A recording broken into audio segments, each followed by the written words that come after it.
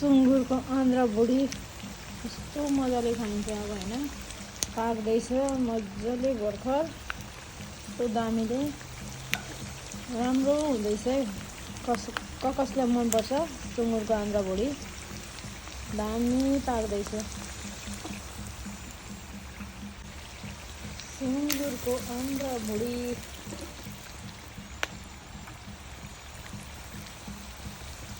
सुँगुरको आन्द्रामा मजाले रक्ती पसेको, कसलाई मनपर्छ यस्तो खालको दामी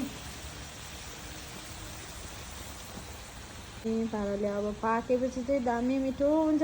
कसको फेभरेट हो खानु सक्नुहुन्छ।